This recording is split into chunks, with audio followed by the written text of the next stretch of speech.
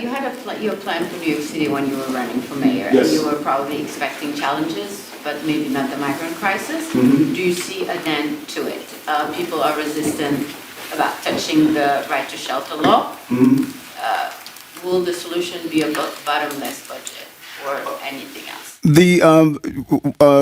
Both my conversation with former mayors and mayors across the country, they've made it clear that running a city of this size, they say this is the second most difficult job in politics. We've heard it over and over again. Running a city of this size, they say, Eric, there's going to be some unforeseen challenges that you cannot imagine. Like Bill de Blasio didn't expect COVID. I mean, we closed down our city for the first time, and he had to navigate it. It was a real challenge. And so when you look at what we are experiencing here with the migrant and asylum crisis, COVID, we saw an end. The migrant and asylum crisis, I don't see an end to this flow if we don't have real changes in Washington, D.C. And as I was just saying, we can't just say, well, let's just figure out how do we find more money, because we're limited in the money that we can spend. And so it's a real concern for me. It keeps me up at night, and I'm sure it keeps this team up at night. How do you handle, close to 4,000 people a week? A week. It's a challenge, and we have, to the surprise of many, we have done an unbelievable job of building this system. Is it perfect? No.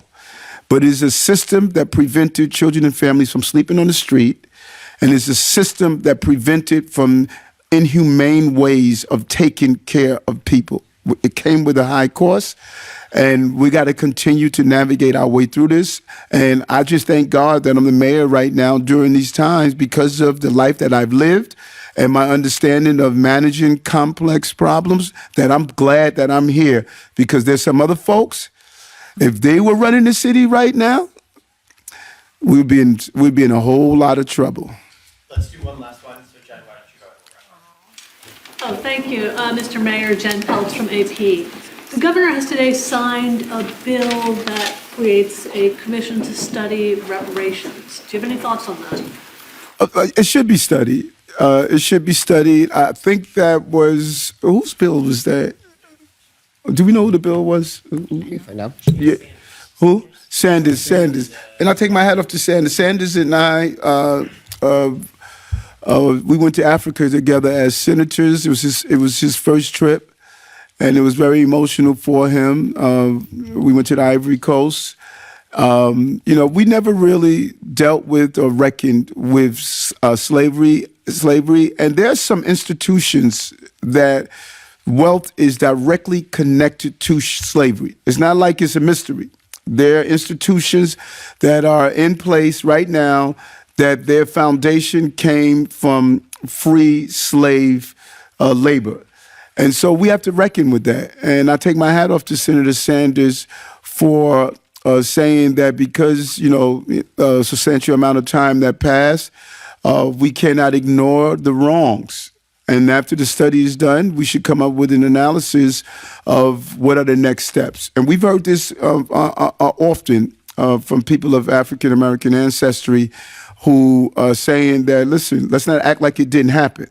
It happened, it impacted, and it's still impacting. There's some still emotional trauma. You can't go across this country and see the same ethnic group in the same state of despair across the country.